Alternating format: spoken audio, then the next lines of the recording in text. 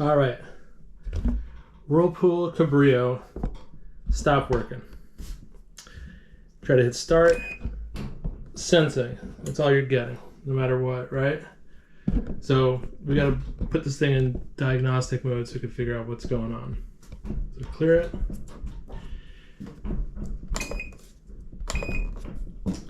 Now it's going to give me 3 different codes, and I looked them all up, checked them all out. I could not figure this out, and then I found a random post on a forum where someone gave the right info. So check this out. First thing you do, diagnostic. 1, 2, 3, off, 2, 3, 1, 2, 3, off, 2, 3, 1, 2, 3. All right, we're in diagnostic mode. Check it out. F30, right? I see what other codes we got.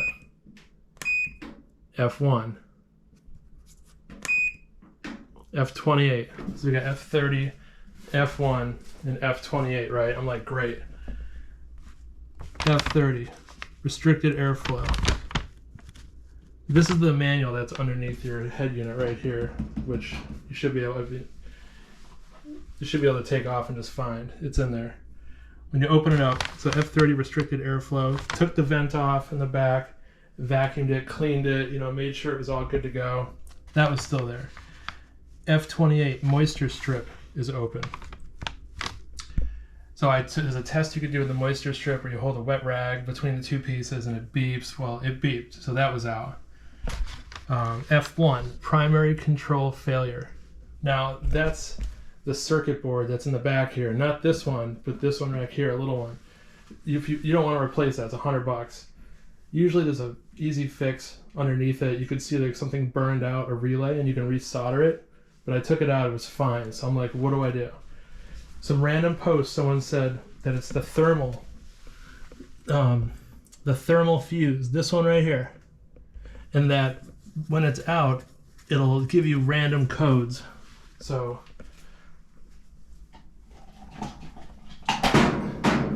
check it out.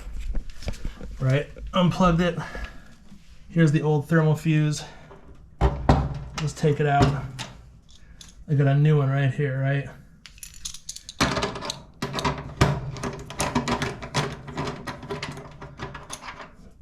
Take this off, slide it out.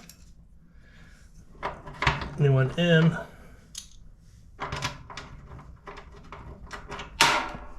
All right.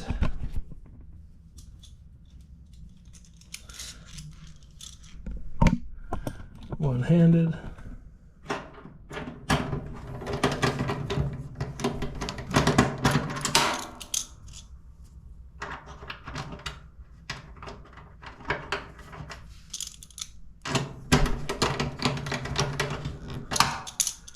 Plug these bad boys back in.